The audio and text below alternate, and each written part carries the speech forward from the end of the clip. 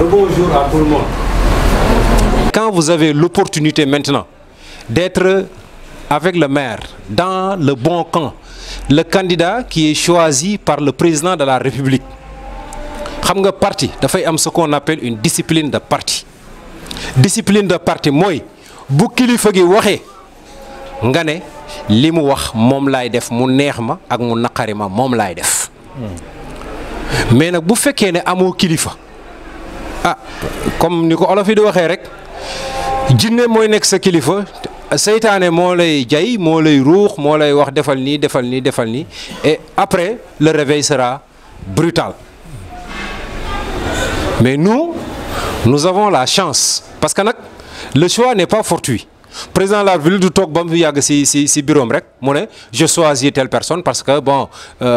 il est de teint clair ou autre chose. Ce n'est pas ces considérations là li muy choisir dafay fekk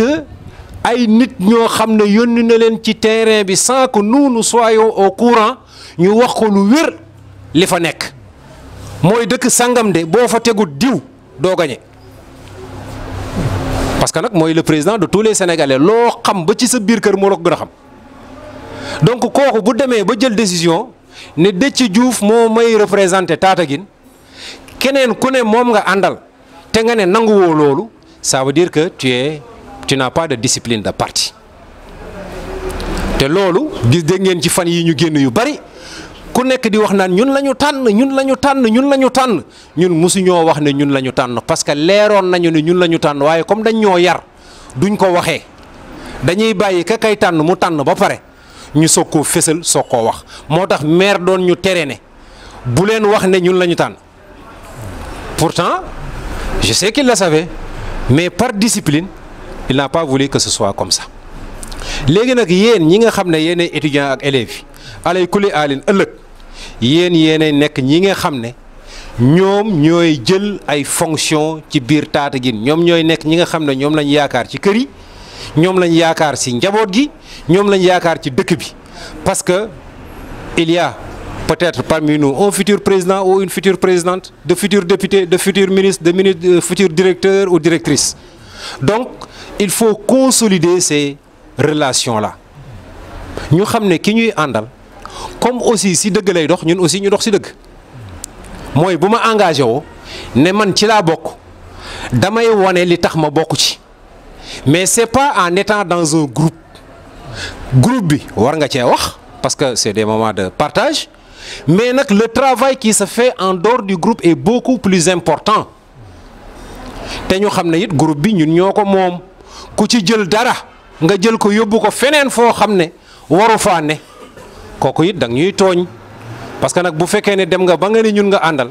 ci ñun nga war a nekk man de ñama àndalul soxlawuma seen dara et c'est comme ça que nous devons tous fonctionner ma di leen ñaan li nga xam ne moo ñu boole ku nekk ci fa nga nekk nga jéem ci góorgóorlu parce que vous avez la chance d'avoir un maire accessible du lundi au dimanche quand vous avez besoin de lui. Donc wax bi li ci ëpp wax nañ ko avant maire di yegsi je pense que fi ñu tolloon moo doon pour ngeen préparer les questions que vous voulez poser au maire moom bu waxee ba pare mu def une déclaration bu paree ci loolu non, avant moom le président va faire une déclaration, après maire terminer par une déclaration. Donc ñu comprendre que rek léegi nag li doon jot na liggéey bi moom moo tàmbali waxu Facebook bee kii bi yëpp dañ koy continuer mais le travail sur le terrain. donc loolu lañ fi doon waxtaan avant ngay ñëw ñu di la remercier si kii bi parce que nous savons tous que vous n'avez pas beaucoup de temps. Du lundi au vendredi vous êtes au bureau donc pendant le week-end démb jëlal nañ la samedi bi yóbbu la Baako Boof tey jëlal nañ la encore dimanche bi indi la Dakar te xam nañ say responsable te xam nañ ne borom njaboot nga et tout mais malgré tout yaa ngi sacrifier sa bopp pour ñëw di jaamu soxla askan bi donc ñu ngi la si sant di la si gërëm. léegi nag on va passer la parole aux étudiants. D'abord pour le mot de bienvenue du président, ensuite pour les questions, ensuite le maire mu soog a intervenir. Je vous remercie de votre attention. Bonjour monsieur le maire. Bonjour doyen. Je vous dis soyez la bienvenue. Aussi di wax chers membres soyez la bienvenue. di rafetlu aussi seen teewaay tey aujourd'hui. Franchement. On est très content. C'était pas facile de se déplacer village jusqu'à Dakar ici. C'était pas facile vraiment. Yàgg nañ koy jàpp bu baax a baax. Initiative bi nag rafetlu nañ ko bu baax muy IDEE. Initiative des élèves et étudiants derrière monsieur le maire Déthié Diouf en 2022. Pourquoi? Nous avions amicale dénommé Amertacom, amicale des élèves et étudiants de la commune de Tataguine. Maintenant, nous n'avons rien contre, mais avec ses dirigeants, plus précisément les dirigeants actuels. Franchement, réalisation yi maire doon def yëpp ci ay subventions et tout ça, vraiment damay wax que ni il n'était pas reconnaissant des faits ba bu ñu yemoon foofu sax mu neex mais dañ doon publier yoo xamante ne c'était du sabotage en tout cas vraiment di leen wax que ni le temps de la massification est toujours là mais aussi le travail sur le terrain est encore plus important ñu ngi ci le travail sur le terrain. Meeting ñi commencé na presque léegi mu commencé en tout cas mais aussi réalisation yi presque démarré na ñun je suis de Pokat man mi wax ak yow en tant que président de cette initiative on avait un problème de robinet sama yaay mi mu jur elle se levait à 5 heures du matin pour root liñ naan ak liñ sango biñ bindee demande bi am kiñ ko adressé. Je ne cite pas de nom parce que vous le connaissez vous tous présents. ñu dem joxe ko. Vous savez la réponse xam nga li mu doon li kay xanaa Macky Sall waaye 800 000 je ne peux pas le décompter pour un robinet. ñu jël demande bi balankoo ko demande bi ñu la jox dañ kaa balankoo ci kaw parce que c'était pas ton nom. Il y avait un autre nom. biñ ko indilee en tout cas robinet bàyyi ñuy gas actuellement fii ñu nekk. Les addictions d'eau yi yemul Pokat commune bi yëpp la ci village yëpp ci biir commune bi et ça vient yemul foofu les subventions des femmes ça vient ça tourne autour de 25 millions yemul foofu bi ñu àndee keroog benn kii la ma jox pour les postes de santé de la commune 5 millions yi mu bind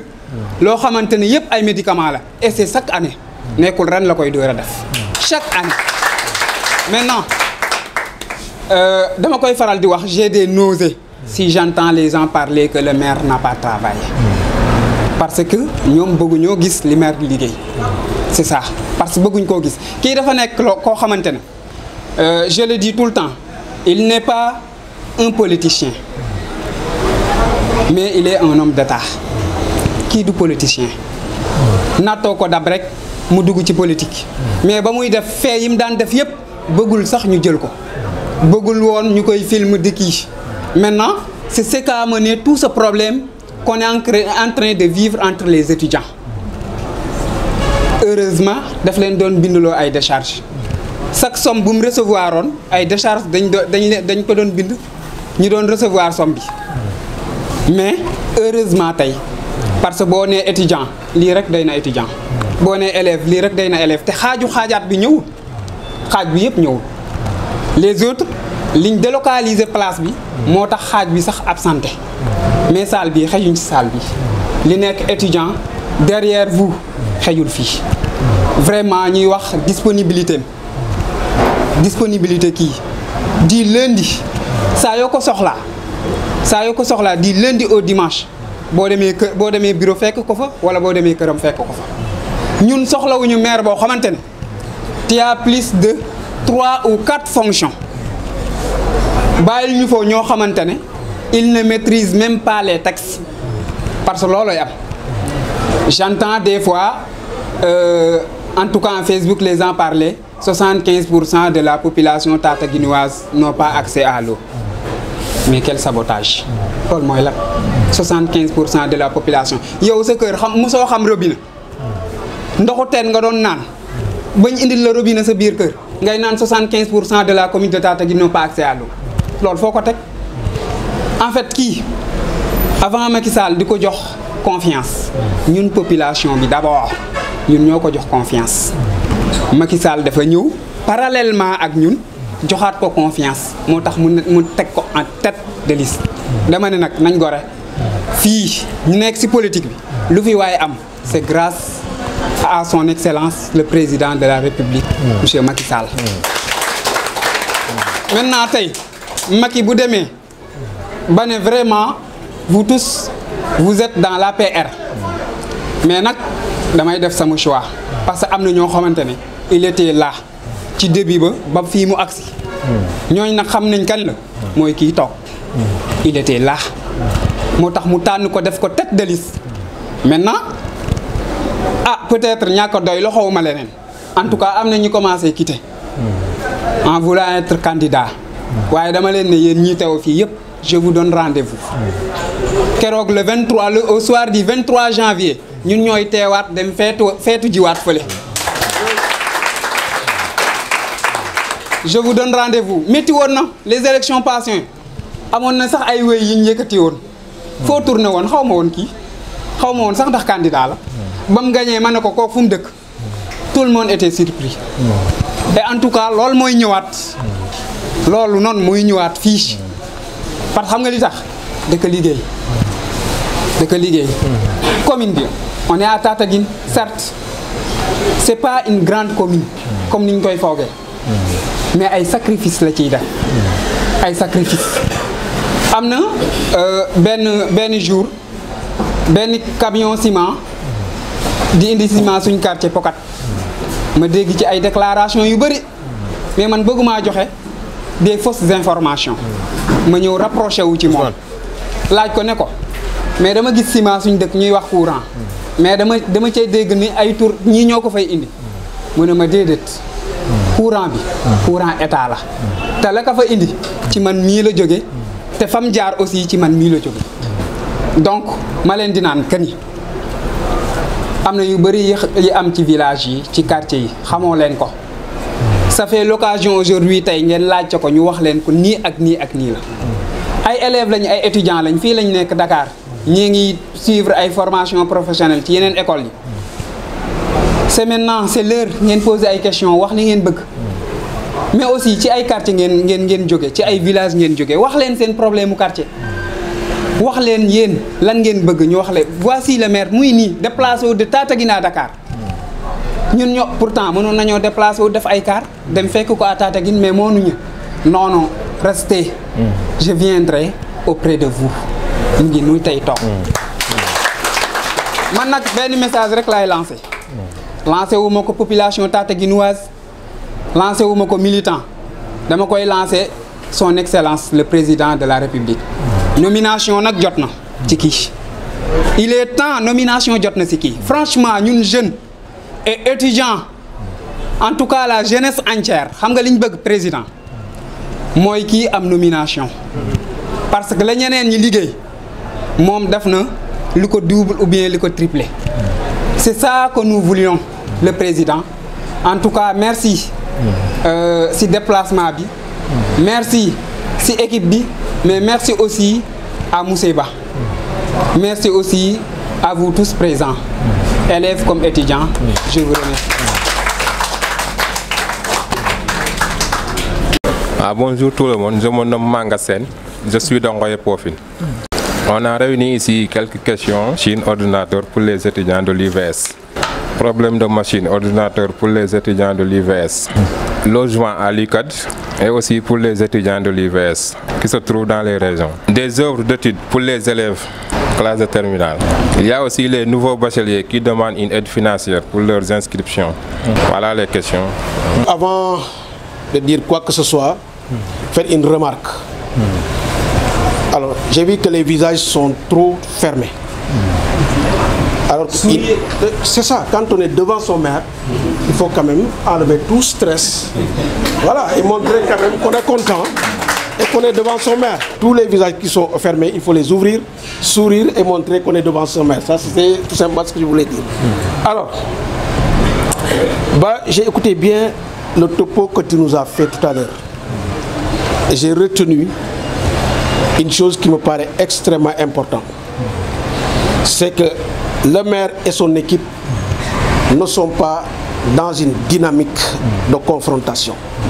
Qu'on le veuille ou pas, l'ensemble des étudiants de la commune de Tataguine, ce sont ses neveux,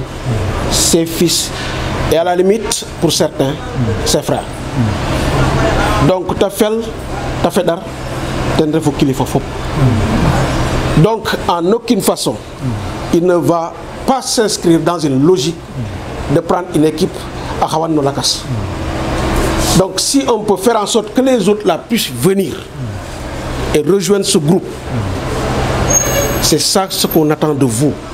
Parce qu'en réalité, vous êtes tous des amis. On peut ne pas être d'accord sur certains aspects, surtout politiques. Parce qu'il y a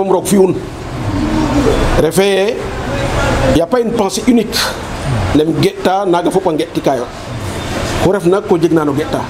À chacun sa manière de voir les choses. Et c'est tout à fait naturel. Et ça montre quand même la vitalité de la démocratie. Quand grève démocratie. Mais nous parce que Bala dit tout à l'heure, la politique,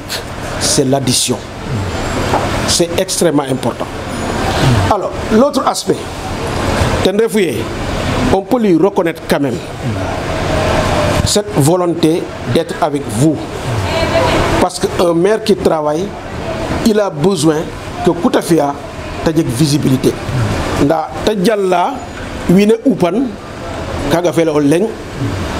Donc c'est à juste raison. Et je sais qu'il a beaucoup fait pour les étudiants.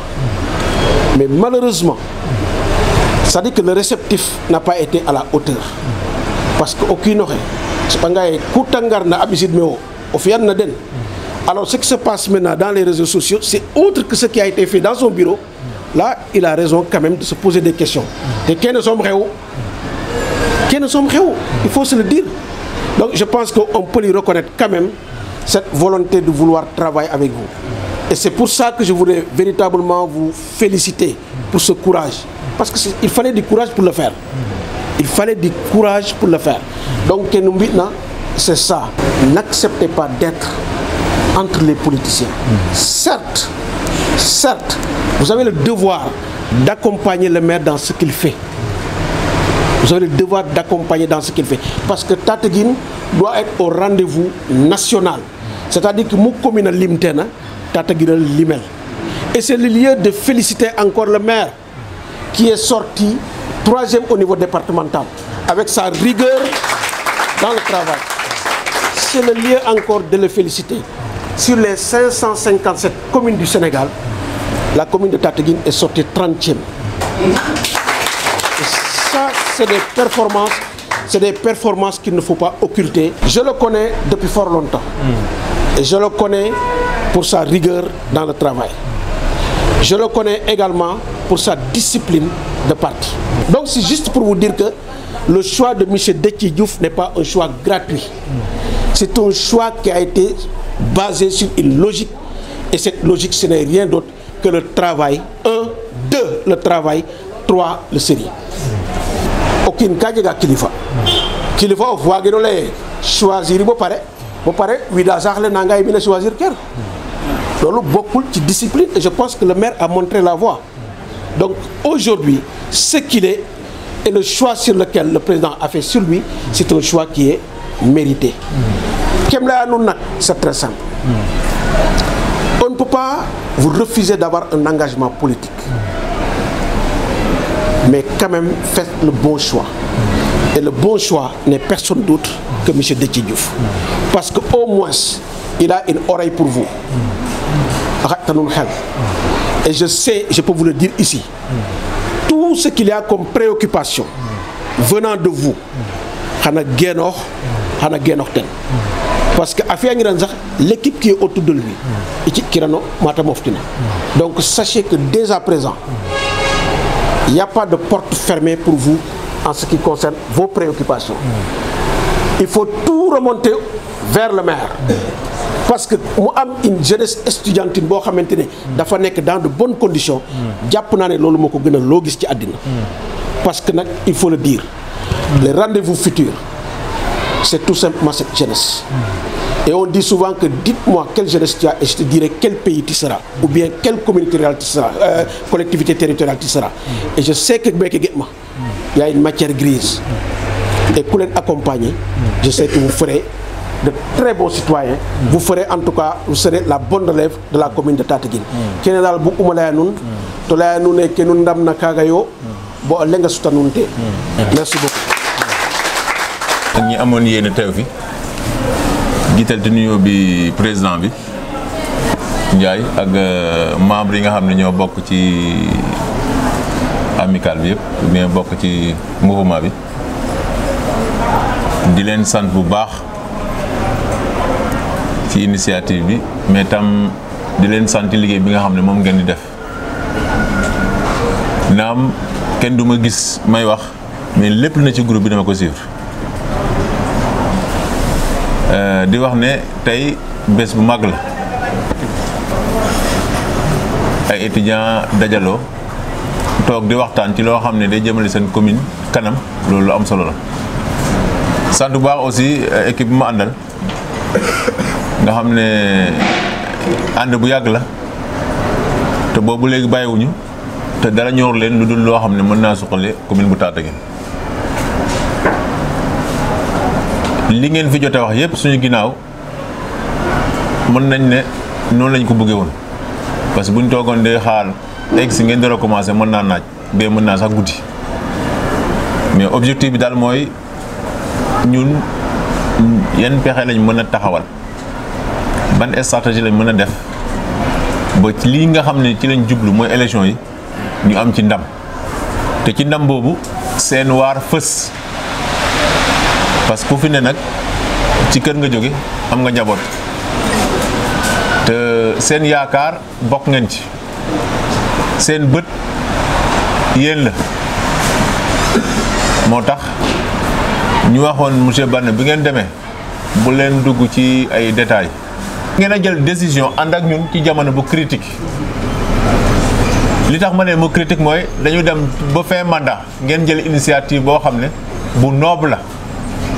teg ko aussi ci ay sart lu leer teg ko ci ay critères yu leer maintenant choisir c'est éliminer on peut pas choisir tout le monde donc si vous avez choisi maintenant de m'accompagner certainement vous avez laissé un autre candidat qui est dans la commune et vous l'assumez pleinement gis na sen taxaway ba conséquences yi sinon résultats yi mu jot am mo waral li yépp parce que si vous ne représentez pas grand chose, ils ne vont pas penser à autre chose jusqu'à vous pousser maintenant à trouver maintenant une autre salle. Mais lolu dafa woné né comme niñ ko gissé ndam ngeen ci am. Ndam ngeen ci am mo woné né deug rek mo yag, deug rek mo wéy. Li gaay wax nak ci liggéey bé suñu diganté président ak yoyu lolu amuñ ci sax sikki sak. Parce que ñun liggéey rek lañ xam xamuñ leneen. Seen yéné aussi gis nañ ko Ndiaye wax nako. Gis nga aduna lu jot yomb. Amna ñu président jox nombre tank ay at égalé wuñ ko jogé nañ fi li bax ci nit ak li gën ci nit yalla ko xam dañu ñaan yalla mu ñëw heure bi nga xam ne moo gën ci ñun ak heure bi nga xam ne bu ñëwee jig ñu amuñu nag daal lu ñuy xëccoo li nekk suñu jom mooy buñ la dénkee dara nga def ci li nga war a def ba kenn du la ci yeb te résultat yi ñu am ci évaluation 557 communes bi bett nañu bëri yaakaaroon nañ ne dañ fa nekk fa di toog mais loolu du suñu jikko bi ñuy sos mbir mi jafe woon na lool boobu PDS am na doole lool ngëm-ngëm rek moo mënoon tax nga bàyyi teraanga boobu yëpp bàyyi lépp fippu maa ngi fàttali bu ñu koy waaj Benno Siggil Sénégal moo nekkoon ci zone ba maam Biram nekk ministre nekk Tataguine yor nag lu bëri ñu ànd ñun ñii demoon nañ ba 2009 bi ñu defal liste yi amoon nañ jafe-jafe sax pour nit yi mot parce que métti woon na kenn gëmu ko woon dañu yaakaar daal mbir mi fa la nekk moo tax ngëm-ngëm rek am solo yàlla jàppale ñu demal suñu bopp boobu campagne bi yëpp ñeent fukki junni lañ am ak benn Jakarta 200 000 ak benn Jakarta moo nekkoon mooy yi ñu am pour campagne yàlla wërsëgal ñu ñefe bu am juróom-ñaari conseil 7 ñi gagné am candidat yu bëri kenn mënta jàll parce que personne n'avait la majorité absolue nii le candidat du PS nii le candidat de l'AFP kenn ci ñoom amuloon majorité absolue pour mën a jàll. Nous étions les rois en ce moment parce que nous étions les seuls à pouvoir maintenant départager pour pousser maintenant l'individu pour le candidat à avoir gain de cause ñu ànd ak kenn yàlla dogal mu gagné donc trajectoire bi gudd na lool jarul jaaraat parce que dafa xaw a ñun séeréer mënul wax ci boppam sinon day am lu muy nuroo mais ñi xam-xam na ñi fekkee nañ mais li am solo rek mooy na ñëpp takku yéene bi ñu am ci yéen balaa ñu koy mën a mottale dëgg li ñu jublu ñu téye ko am na doléance yi ñu fi wax nañ ci def suñu kem talay kattan mais balaa ñu koy gën a mën a wéy di koy continuer te mu gën a yaatu mooy li ñu objectif bi ñu visé ñu atteindre ko te loolu dañ ci am yaakaar bu baax ci yéen avant ñuy ñëw ay responsables yu nekk ci dëkk yi dañoo recevoir ñoom ñu takku pour ànd ak ñun jàppale ñu moo tax ñu xaw a naaj te loolu aussi bokkoon ci liggéey bi ñu leen di waxaat daal ne ñun am nañ yéene jàppale leen ci suñu kattan ak ci suñu relation def ko d'abord te yàlla rek tax parce que boo jaa wax na ko ñu ci gën a bëri ay doom lañ ay jarbaat lañ rak sa amatu ci koo xam ne mu ngi université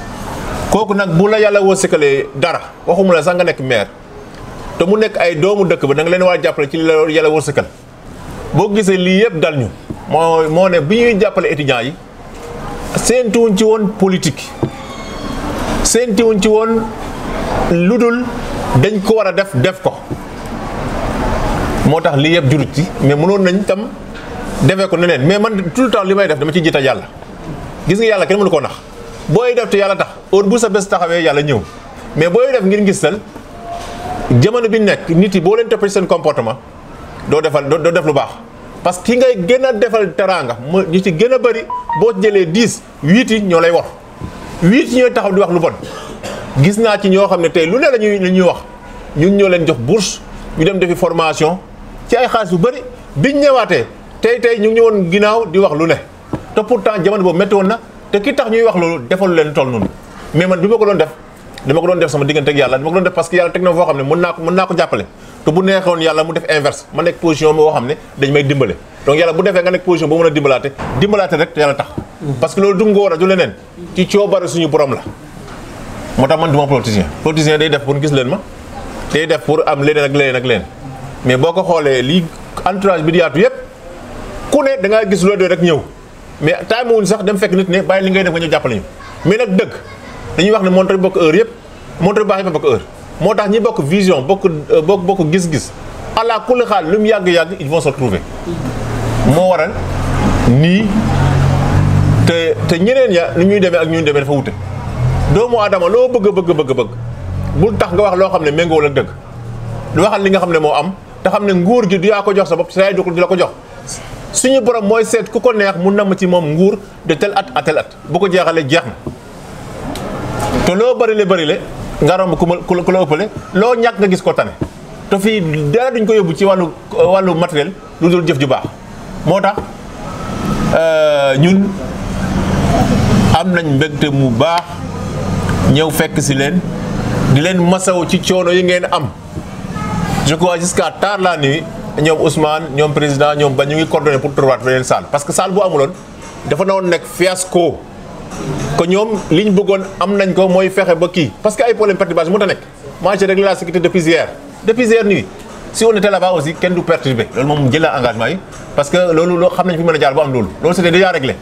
moom nekk fii sax moo tax ñëwuñu mais c'était déjà ñoom vers midi ils allaient être là-bas pour xool salle bi xool toutes les positions li ñu war a jël pour sécuriser loolu on avait pris disposition doléances yi ñu fi wax dégg nañ ko par rapport maintenant à l'ordinateur je crois c'est ñaar nit la ñaar ñoo nekk université virtuelle waaw ça on va régler ça ay livre terminal loolu encore ay 3000 la loolu on verra comment on va gérer ça maintenant par rapport aux inscriptions on va dégager un montant qu'on mettra à votre disposition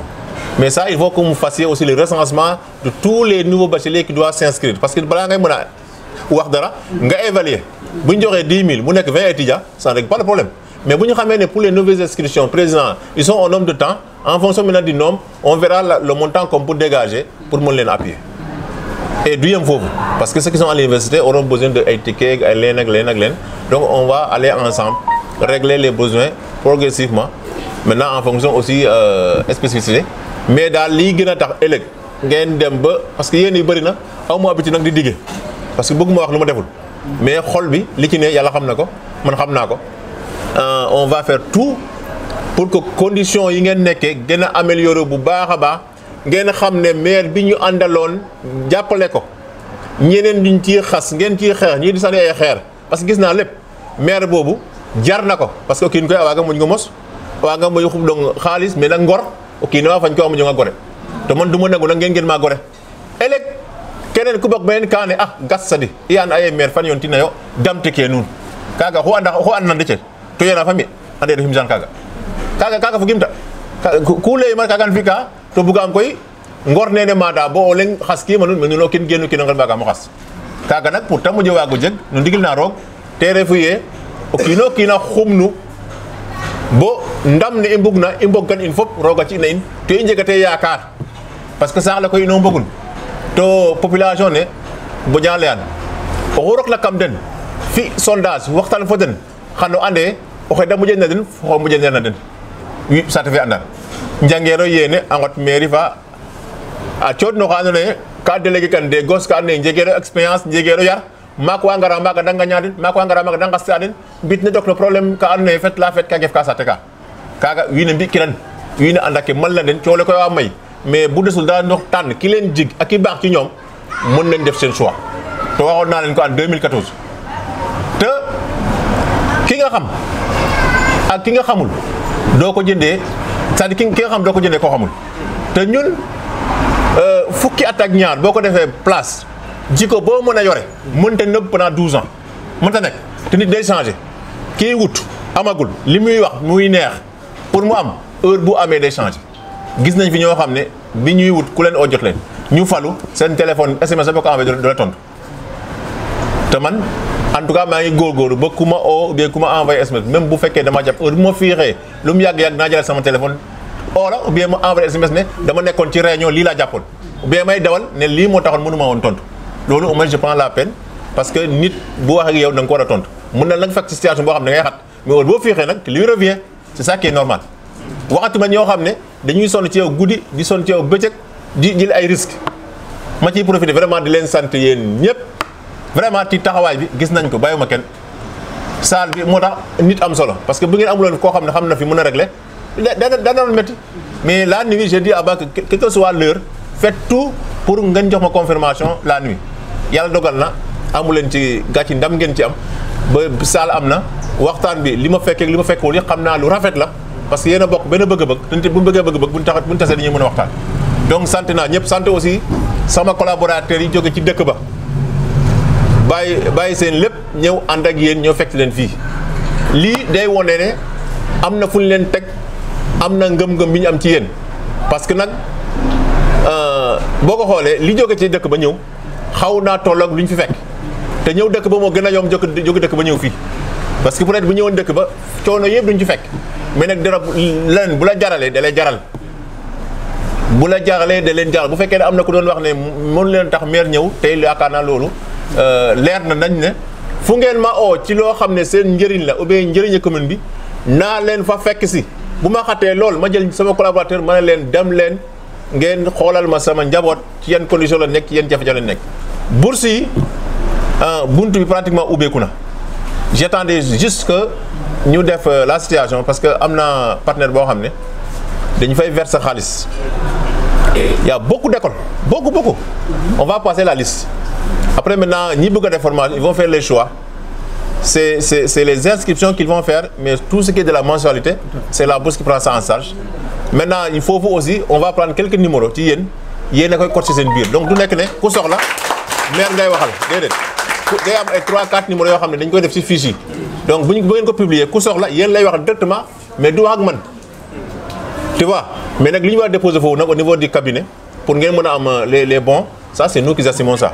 Maintenant il mettra vos numéros et cetera ku soxla oo leen vous mettre la publication. Maintenant le reste maintenant on verra comment on va gérer ça ensemble. Mais jàpp leen daal ne maa ngi seen ginnaaw maa ngi seen kanam lu ngeen am n'hésitez pas vous avez un président am ngeen ay trésorier am ngeen kii bu ngeen amee kersa wax man directement parlez à vos présidents ils me rapportent ça. Pour le fonctionnement maintenant aussi du groupe on va continuer à mettre une somme. Pour pouvoir permettre ngeen mën di doxal association bi doxal mbooloo mi waxoon nañ ko aussi keroog bëgguñu yem ci loo xam ne c'est informel on souhaiterait que ñu formaliser ko sous forme de GE ou bien sous forme d'association boo xam ne day am base juridique ça va m'aider prochainement bu yàlla doole ñu toogaat bu ma leen bëggee appuyer dans le cadre du budget de la commune ma jaarale ko ci nga xam ne yoon foofu la wax pour nga jaarale subvention mais instant bi lépp lu may def peut-être ci li ñu yàlla wërsëg lañ ko mën a directement mais mënuñoo bénéficier ci budget commune parce que le budget ne fonctionne pas comme ça c'est à travers maintenant un engagement etc sur la base maintenant document juridique nga mën a def un virement de votre compte maintenant au trésor public nga xam ne mooy gérer ak xaalisu commune Tataguine loolu da leen may doole man nag awma habitude di diggee parce que comme du ma dogal yàlla mooy dogal dama koy yéene sama xol rek jàpp ko noonu di xaar yàlla dogalal ma sama yéene ak ñi ma àndal yëpp donc ñu ngi gërëm ñëpp di sant ñëpp di baalu àq di wax ne aussi vraiment ñëpp commencé nañu xiif dañu teg añ yi gars yi añ bu ko defee ngeen delluwaat ci jàmm ñi nga xam ne ñëw nañu war a dellu ak ñi nga xam ne ñoo fi ñëw ma war a déplacer ci biir dëkk bi on va laisser une enveloppe de 100 000 francs avec le président pour vous faciliter ceux qui sont dans Dakar ak peut-être je ne sais pas comment vous allez gérer ça ku ne mën a am lu ko yóbbu mu delluwaat place am donc di sant ñëpp di gërëm ñëpp wasalaam voilà